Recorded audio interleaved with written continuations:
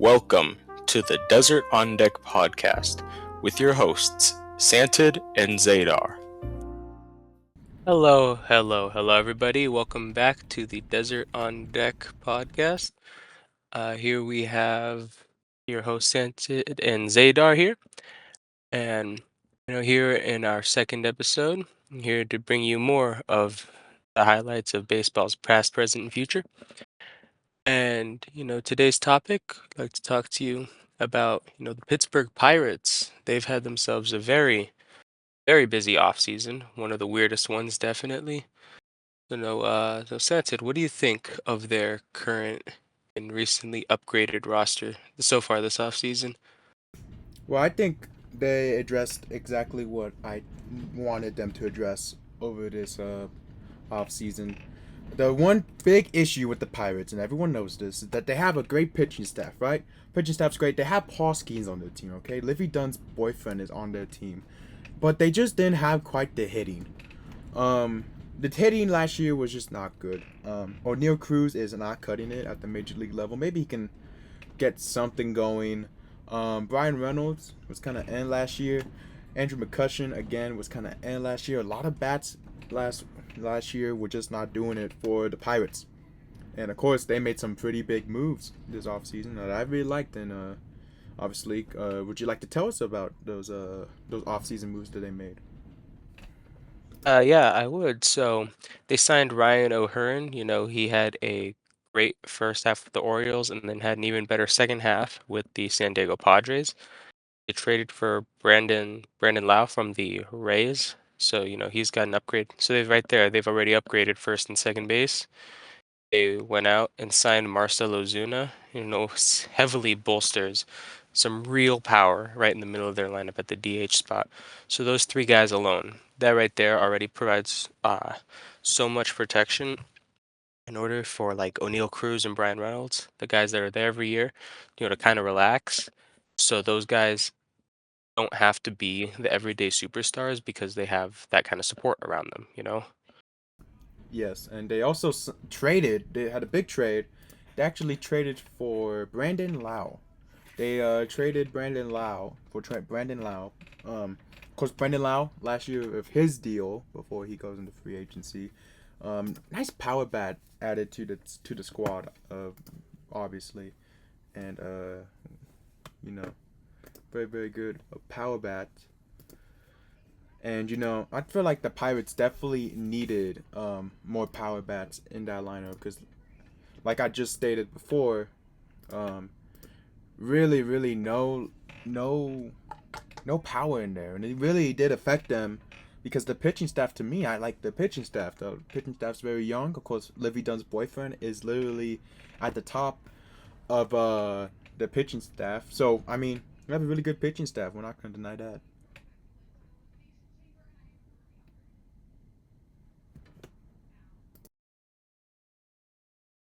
Yeah, really good pitching staff, and you know,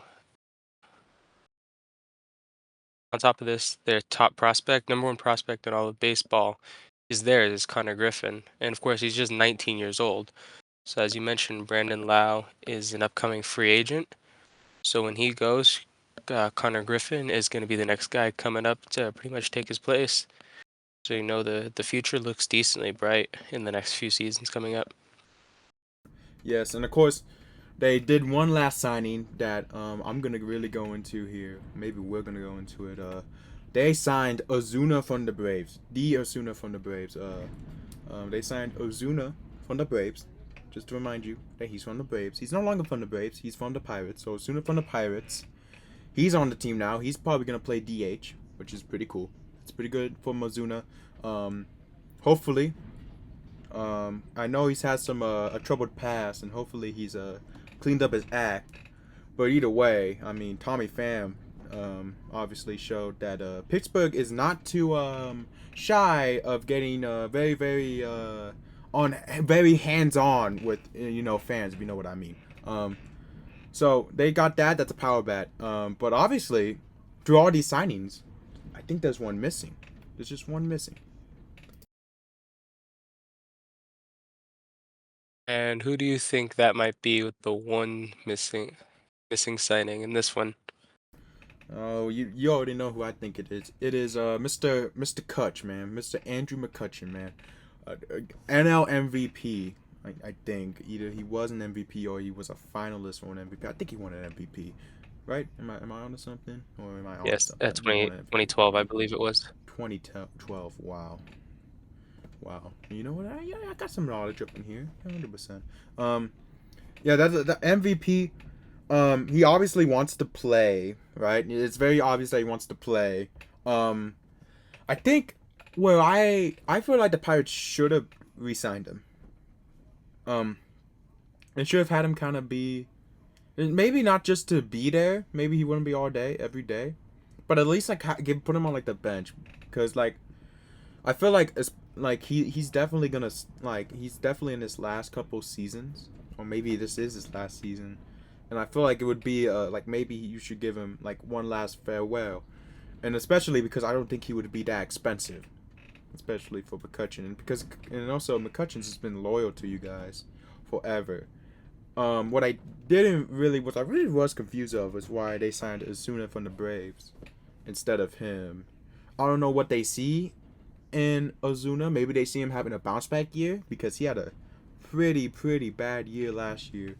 I hope maybe they see him coming back, maybe going back to his Braves from Ozuna, Ozuna from the Braves form. But I'm really confused on the Ozuna deal. Not gonna lie, I'm not gonna lie. I don't understand it. What do you think? You think it was a good signing?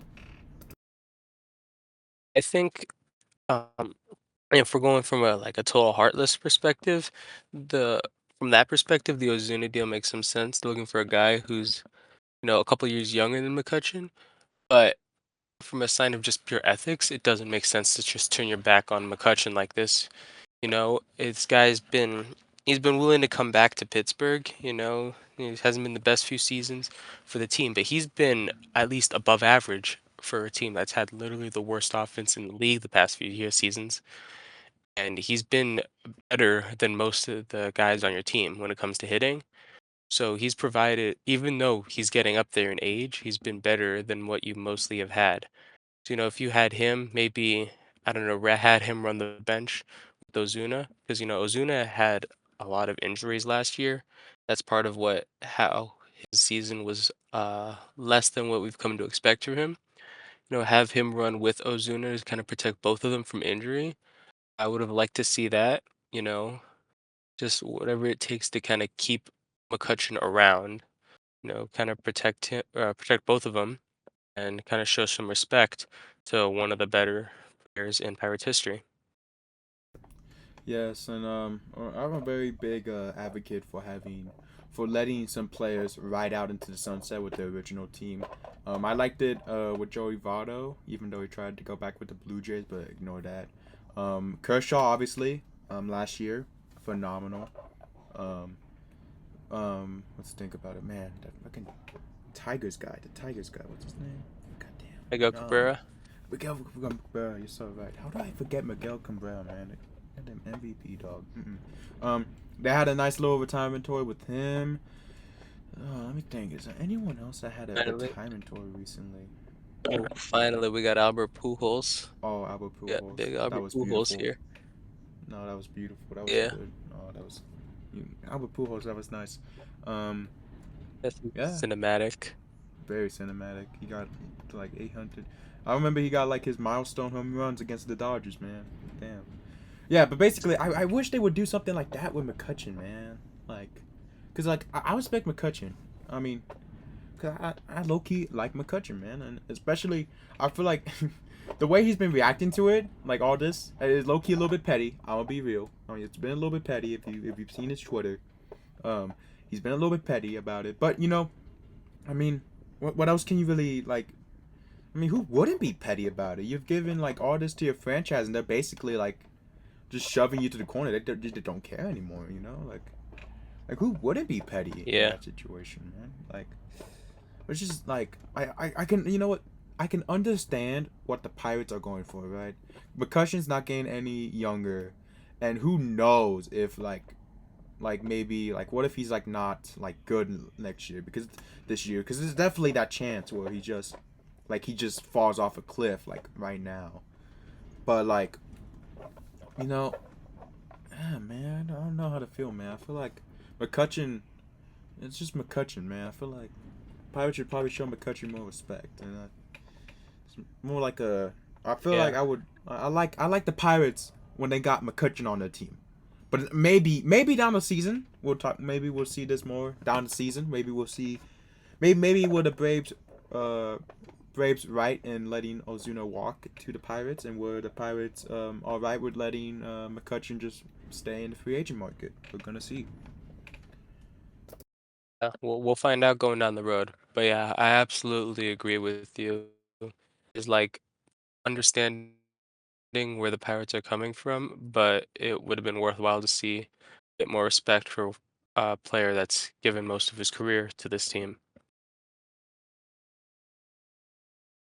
But on the topic of where the Pirates are standing, given all the building up they've done with the offense to try and match their Paul Skeens armed pitching staff, where do you think they stand in what is yearly called the weakest division in baseball in the NL Central? Well, I think lately I would say that's the AL West, but we'll talk about that next week. But the NL Central is a very weird division because last year all three teams made it into the playoffs last year for the AL Central. What's AL Central? NL Central. Let's not forget that NL Central has good teams. The Cubs and the Brewers. The Reds are young and they have a good chance, and they had a good chance. They were up there. They were consistent all year, right? Which obviously caused them to get that to get to the playoffs. Now in hand it was held because the Mets did Mets things and collapsed at the end, but still you don't get into a playoffs in a fluky way. Now with the way the Dodgers handled them, it may look like a fluke, but let's be real here. The Reds are, I feel like, a good young team, and I feel like they're gonna be pretty good in the future, and I feel like that division right there is gonna be a little bit tough. And of course, the other team in that division is the Cardinals, and the Cardinals blew it up over this off season. They traded away Sonny Gray and William Contreras to the Red Sox, and they traded away Nolan Arenado to the Diamondbacks. So obviously, that's going to be probably a team in a rebuilding phase. So obviously, it's going to be interesting to see them over time. But obviously the Pirates, I feel like they're in win now mode because of these short term deals these short term deals that they have with these players. Brandon Lau last year of his contract, he's going to be a free agent. 2-year contract for Ryan O'Hearn, and Ozuna only signed on for 1 year. So obviously very, very interesting. I feel like the Pirates could make a push for the playoffs this year. I just think they just need just a little bit more oomph to that team. Like, I feel like if the Pirates are locked in, I feel like what they should do is if by halfway, so if the All Star break, by the All Star break, if you're like in the hunt for a like playoff spot, I think you have to try and buy at the deadline. But if you're not, I feel like you just kind of, cruise and go into cruise control. Um, because who's really gonna pick up a Ryan O'Hearn or Marcell Ozuna or Brandon Lau 1 year deal, right? Or half a year deal for Mizuna and Brandon Lau? It's just not gonna happen. So of course, now the Pirates are Pirates kind of really weird because they're not really in a win. They're not really in a rebuild, but I wouldn't say they're in a win now. They're kind of like in the middle because like the pitching staff's good, but there's not really a lot of time to rebuild because Skeens only has like 4 years left because he debuted in 20. Yeah, he would only have like 4 years left on his contract. But like, man, you know, it's weird. Yeah. It's Yeah, very I know what you confusing. mean. Yeah, Yeah. seems like until once Skeens becomes a free agent, that's the end of the current window for the Pirates, it looks like. Because just like we mentioned with Schoolball last week, once it's time for Skeens to walk, they're not bringing him back, right?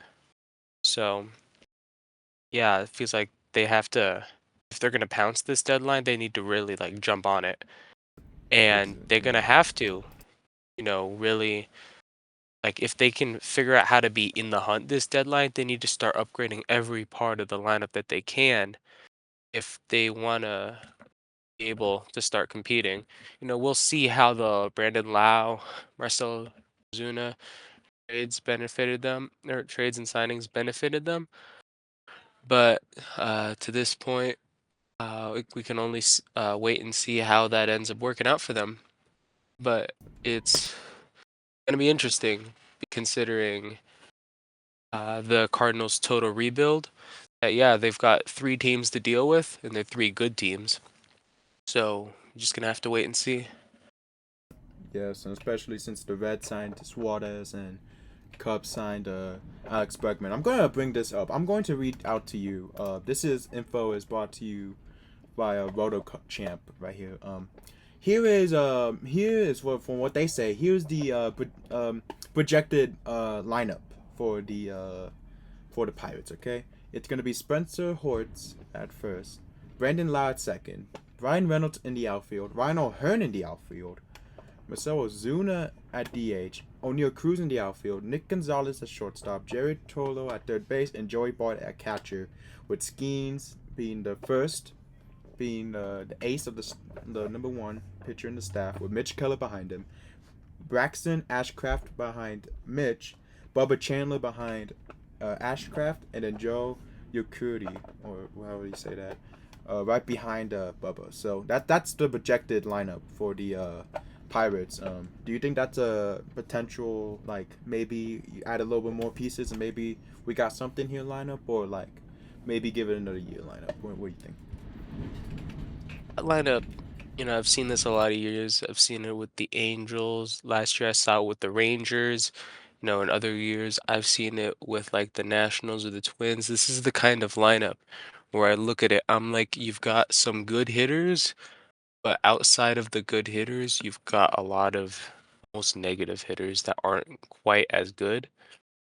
So I'm seeing uh so here what I'm hearing I'm seeing is like in the hitters in the lineup.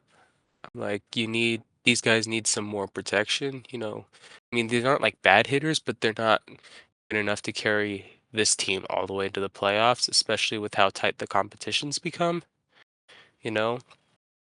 So I think they probably need another year, but of course with time running out, they either start upgrading now or they start extending players.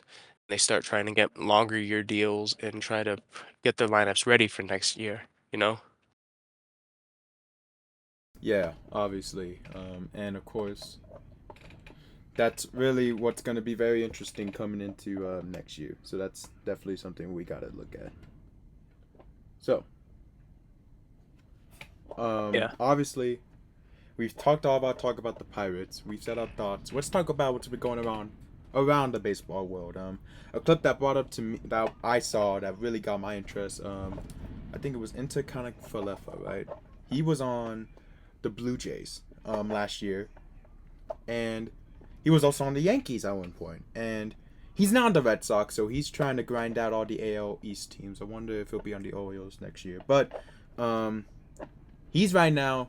He in an interview stated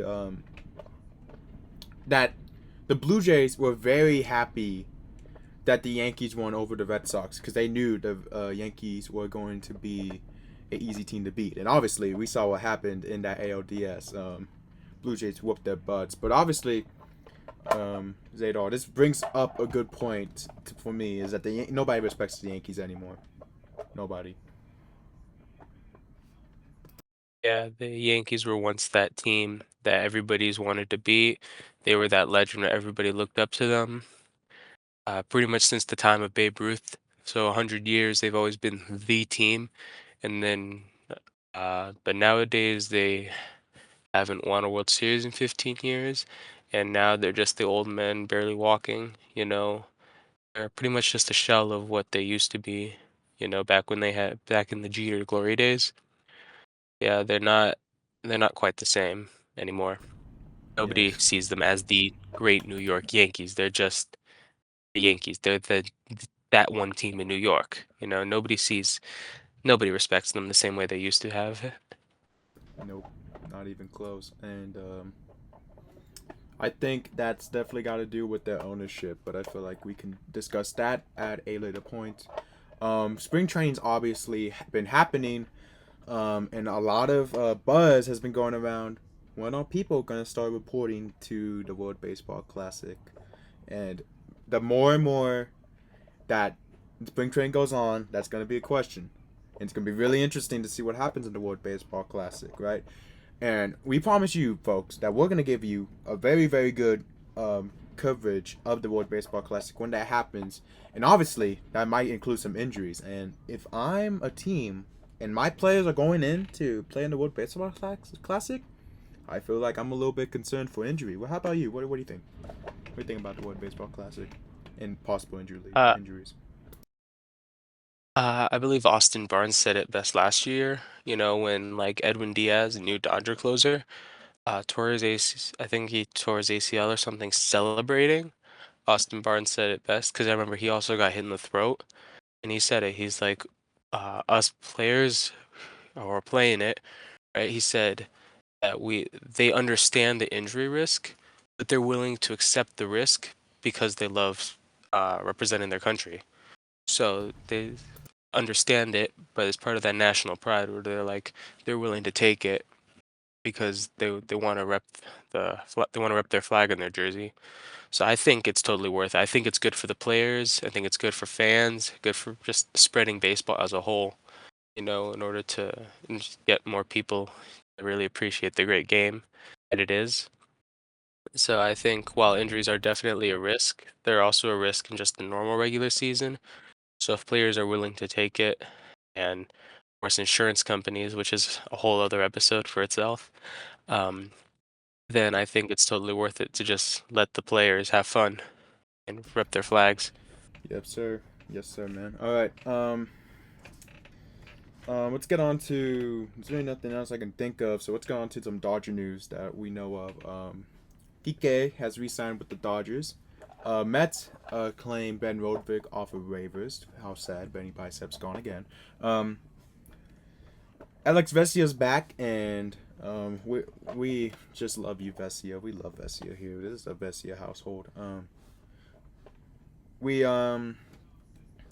obviously, Dave Roberts has confirmed in interviews that Tommy Edman and will start on the IL this season, and they're gonna have possibly have Hai Sung Kim start in center field. And I mean, I think I've said my thoughts to you in private about how I feel about them playing Kim in any position that isn't second base. I think it's honestly crazy how they want to have him at every position that isn't second base. I don't understand Yeah. it. I mean, I get But how he's a Gold Glover, but yeah, it's kind of weird. yeah, exactly. So Edmonds gonna be on the IL. Most likely Phillips and Kike will also be on the IL as well. Banda was traded to the Twins for international bonus pool money, which bye Banda. Um, that's basically it in the Dodgers scape from what I can know. Basically, everyone's a lot of players are checking into spring training. Spring training is officially here, and this weekend games finally start. And what a time! It's finally here. We're gonna see some form of baseball coming onto our screens. It's going to be amazing. It's going to be great. Me and Zaydar will be watching, and you know what, man? I feel like our Instagram. Check out the Instagram. It'll be linked in the bio. And if we have an X account by then, we're also linked down in the bio. But I feel like those are definitely gonna be lighting up with some spring training highlights. It's gonna be great. Baseball is almost here. It's almost here. Spring training is about to start. World Baseball Classic just around the corner. And when we wake up one day, once you know it's going to be opening night, the Yankees and the Giants, and that's going to be a good game.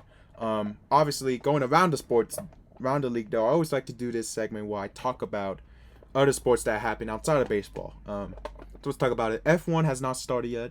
F1 starts on March 8th. NASCAR has indeed started. NASCAR had the Daytona 500.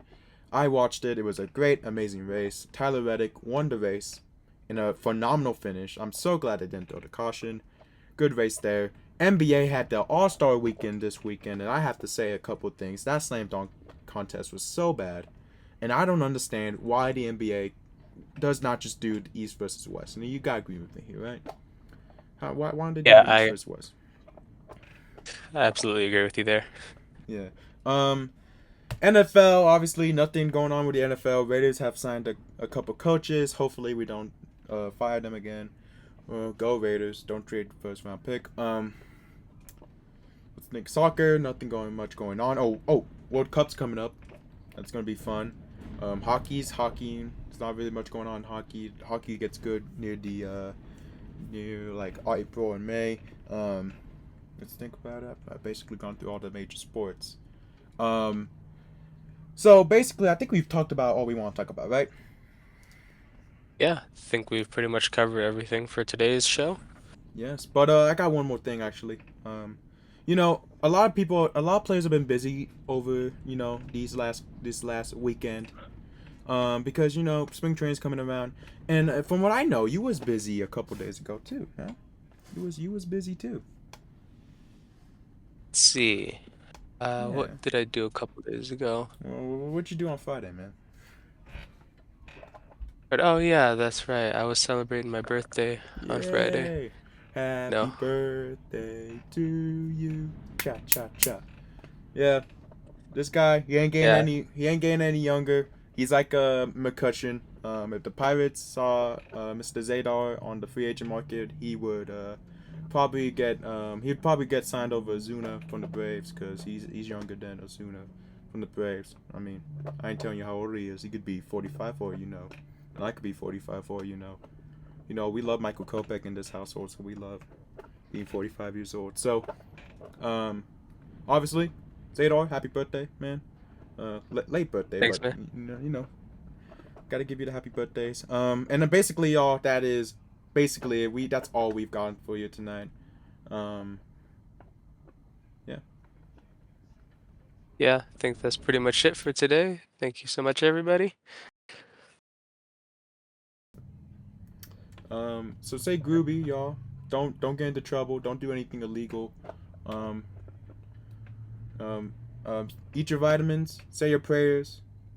God loves you. God bless you. God bless everyone.